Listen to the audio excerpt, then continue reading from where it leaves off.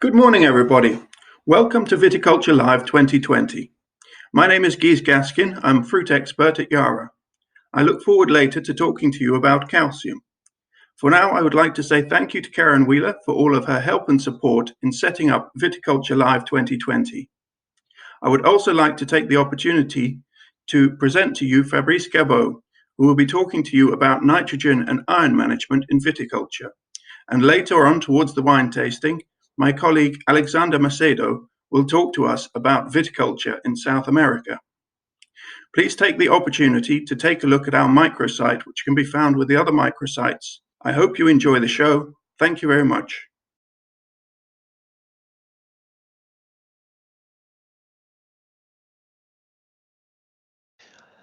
Thank you, Guy, for the invitation, and it's a pleasure to talk about the wine grape production and how we should manage the nitrogen, which is a key nutrient in wine grape production.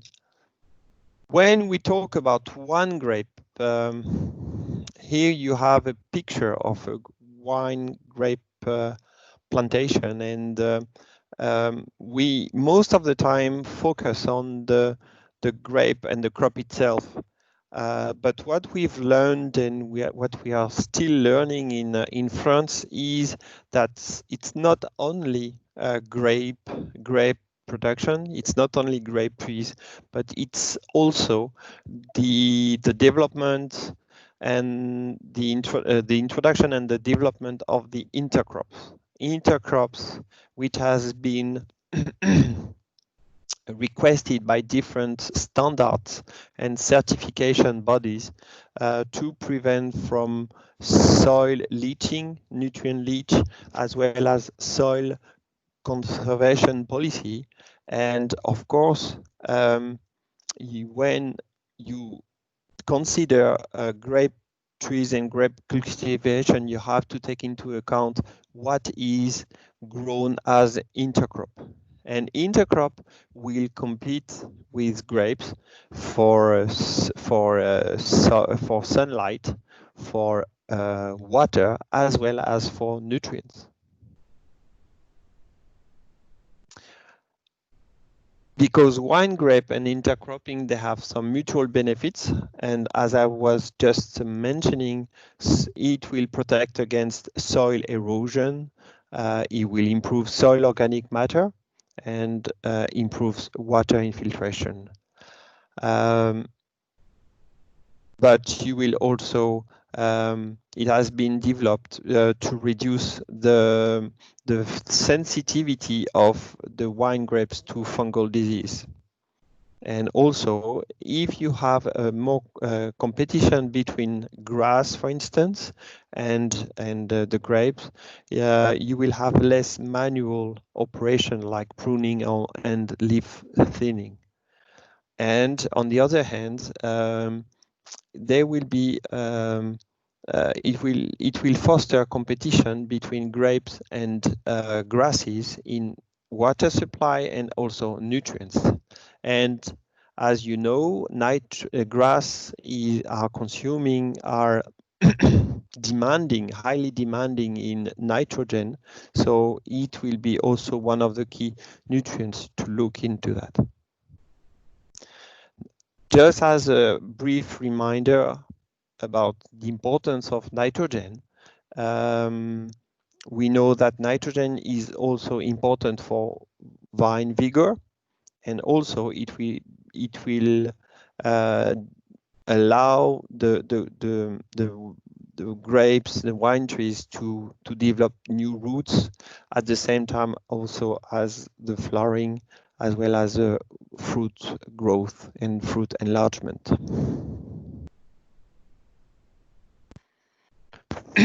In this graph, you will see what is the influence of intercrop wine grape and conventional grapes without anything grown in between the lines. And in the orange bar, this is a conventional grape cultivation, and you will see that the production which is a standard of 100, you will see that the potential is still the same and is still at a level of 100. On the other hand, when you consider and when you start growing, let's say, when you introduce the intercrop, you will see that the potential is much more reduced, down to 12% in terms of protection, in terms of number of grape per wines, from 100 to 96, and as well as the bunch weight. You will see that from 100 it will go down to 88, 89%. So the introduction of intercropping will have an influence on the production, the number of grapes, and the bunch weight, which are the components of the yield. Here there is a graph showing a clear dose response of nitrogen application in terms of yield, on the yield, and you will see that you will have not, of course, a very, very clear dose response, but quite a regular increase of the rate of in the yield increase depending on the rate of nitrogen. Again, on the bunch weight, you will have also a dose response of different rates of nitrogen on the bunch, the weight of the bunch.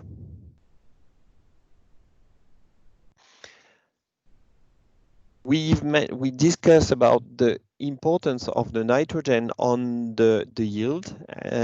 What is also important is the importance of the nitrogen in let's say in the quality, in the content in the must, because the yeast are using high amounts of nitrogen for their own development during the wine making process, meaning again the fermentation.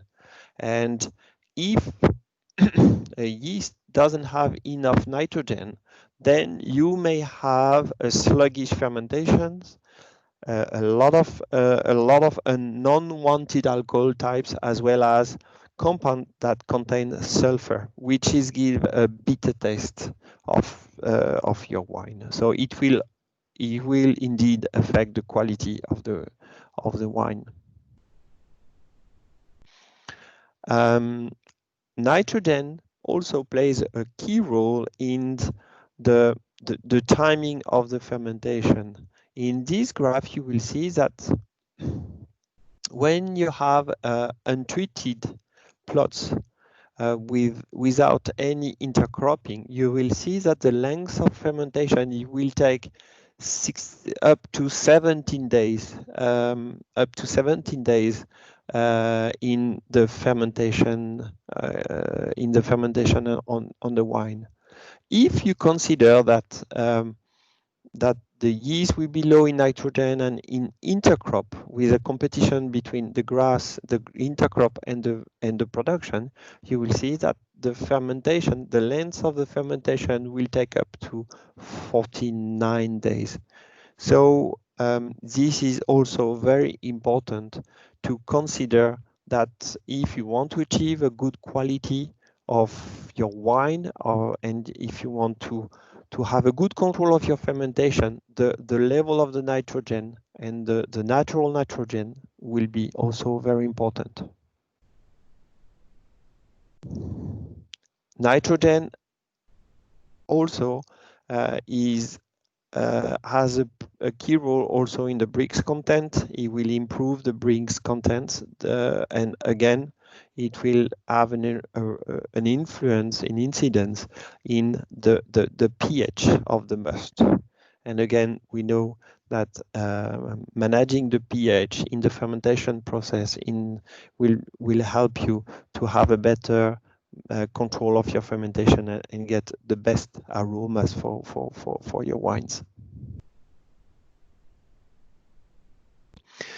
The free amino acids, which are also related to the level of nitrogen, is also important to consider when you want to achieve a good quality wine.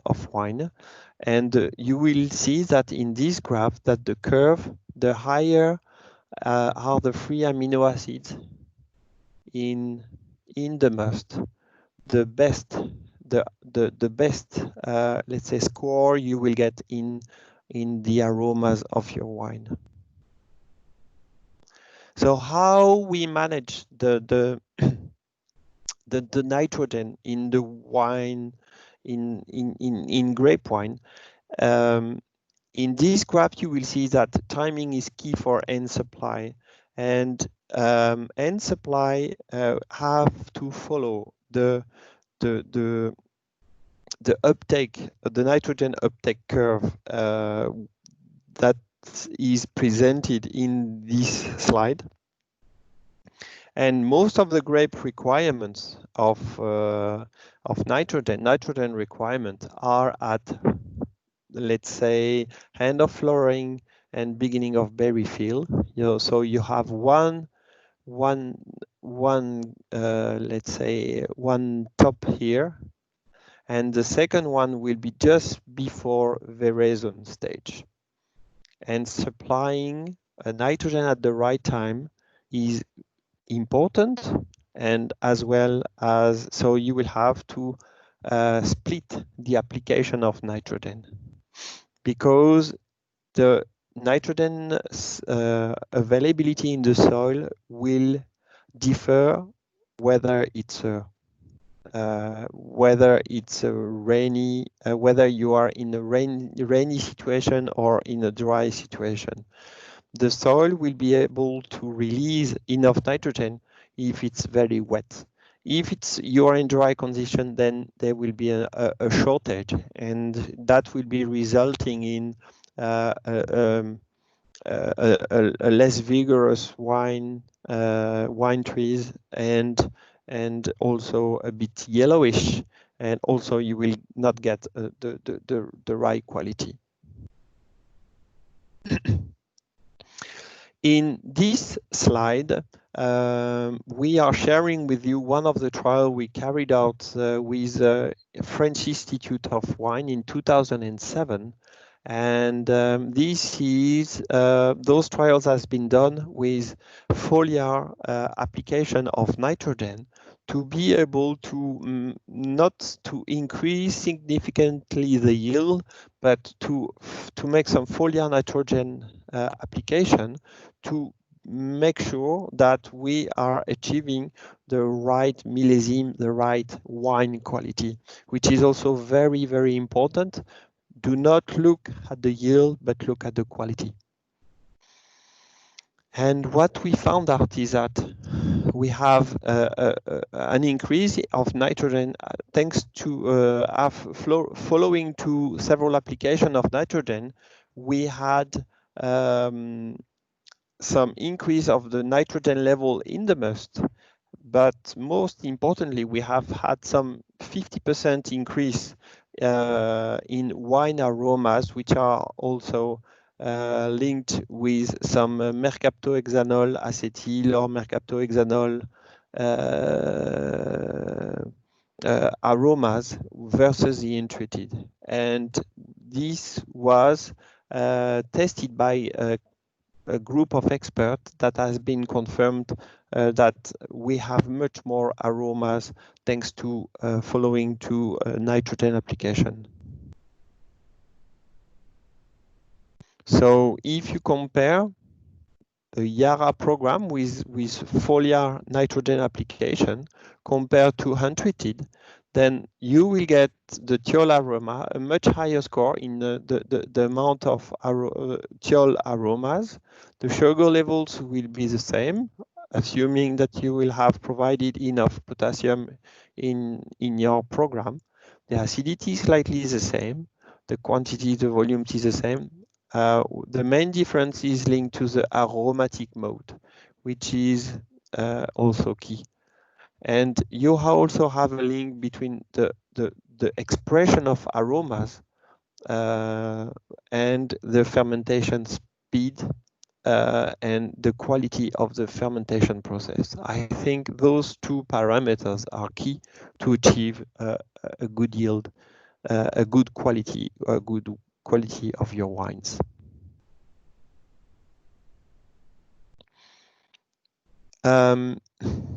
Why foliar apply nitrogen is important to consider is following to several trials that we have carried out with the French Institute of Wine, where we compare soil application of nitrogen and foliar application.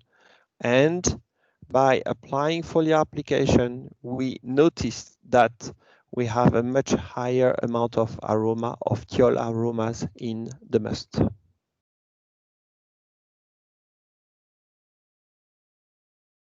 Managing iron in wine grape. This, in addition to nitrogen management, managing iron is also a very important topic, particularly in the wine production area where you have a very vigorous wine grapes and with some many soil and crop interactions.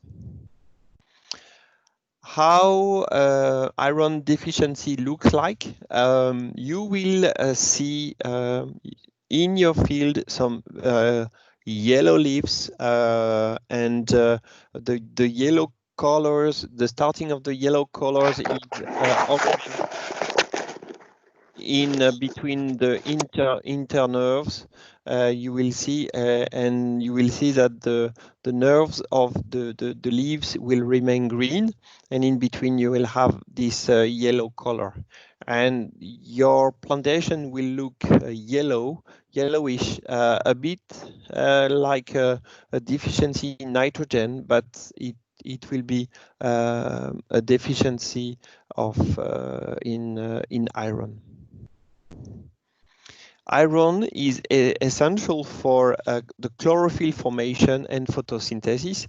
Without iron, the vine trees will show, of course, it can start with yellow leaves, but it can add up with a complete death of the plants. And this is a very, very, very important thing, that all your investment can be lost due to iron deficiencies, because your plant might die, and then all the investment will be wasted. Soils with high level of calcium are locking the absorption and the metabolism of iron, and the iron deficiencies can vary from one soil to another, from one area to another, but it can be also from one field plots to another field plots. The tolerance of to iron deficiencies and the ability of the plant to absorb the iron, which is of course available in the soil, but which is locked by the calcium in the soil, depends from one cultivar to another. Whether it's a Cabernet Sauvignon or whether it's a Merlot or Chardonnay, and also it depends from one Portgreffe to another, which is also the root stock and the root system has different sensitivity and tolerance to iron.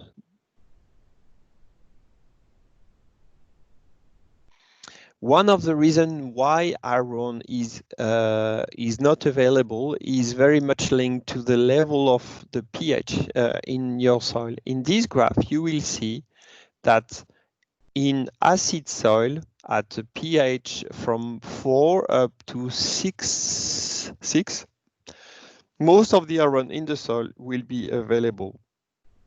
But the higher the pH will be, the less available will be the iron, which is also has a link with the percentage of available calcium in the soil. And above 7.5, at 7.5 it will be at 50%, and it will be much lower if you go move up to 8, which is very common in some soils in France, like Champagne soils. The soil pH are around 8. The pH stability of iron chelates is one also very important aspect to consider, because when you will apply the iron, of course, you can apply iron sulfate, basic product, but the using chelates is very important to for the irons to be stable in the soil, and it's very much depends on the pH. If you are, for instance, in a soil of from 7.5 up to 8.5 in this window, pH window, the best iron chelates will be iron EDDHA or EDDHMA, or there are also another product or another molecules, which is iron HBED, which is also very, very stable in the soils, in alkaline soil. So to prevent and to correct iron deficiencies, you have two ways, which is the first one, and by far the most efficient, is the soil injection of iron chelates.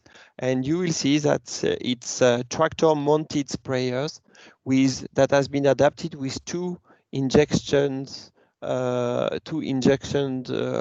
poutres, two injection tools, because the iron are very, very sun sensitive, so you have to inject into the soil at layers of more than 10 centimeters, and your spray volume is around 600 to 900 liters per hectare. So this is one of the approach, which is by far the most efficient, and this method is widely spread in Champagne and also in Cognac, in Charente-Maritimes area in France. Of course, you can correct iron deficiency through foliar application, through foliar spray, with 2 to 3 applications, but it will be much less efficient than a soil application. But you can prevent it, you can correct it on spot actions with 2 or 3 applications of iron foliar, YaraVita iron foliars, for instance.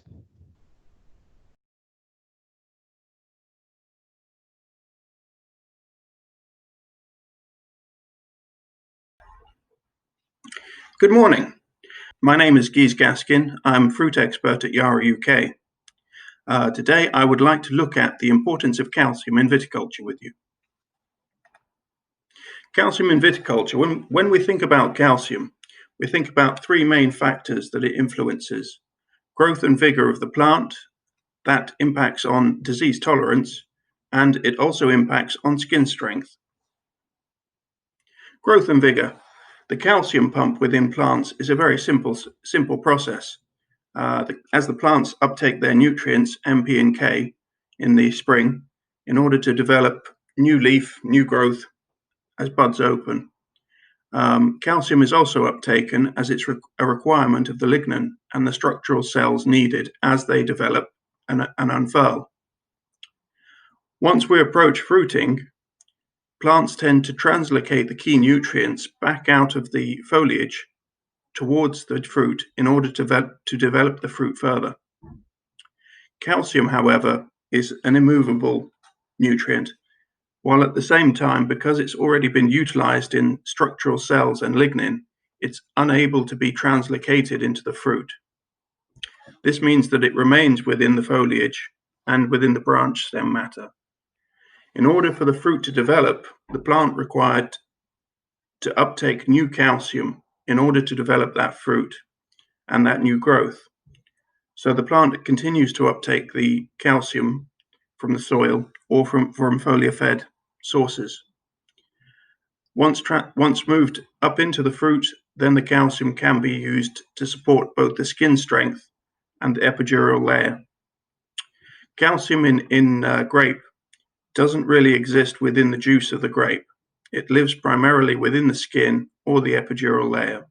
So the juice that's produced from the grape rarely contains high quantities of calcium if calcium has been used in bulk for the benefit of the crop. Looking at disease tolerance, and I say tolerance because calcium can't cure botrytis, but what we're thinking about here is we're thinking about strengthening the crop and the berries so that the botrytis can't latch onto that crop and then infect it. If we look at the graph on the left, you can see 3 lines. This is a year-by-year incidence of controlling sprays to see if there could be an impact from calcium to botrytis. In the first year, the control year, there is no calcium applied. And what you see is that the botrytis tends to take effect on the crop about 9 days after variation. At the point it takes hold of the crop, it then consistently develops through the season till end of harvest, whereby it's reached a level of approximately 85%, which is quite high when you think about it. Following years, calcium was sprayed post-variation.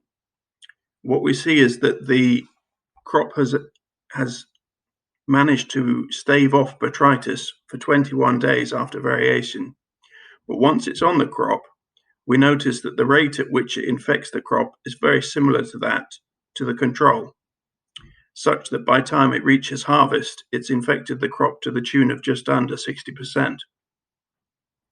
When we look at calcium which has been applied from the beginning of the crop, pre-variation, we notice that the berries are much more resilient to the impact of botrytis, staving off impact till 31 days after variation. But interestingly, the steepness of the incline is more reduced versus the control and even the post-variation spray.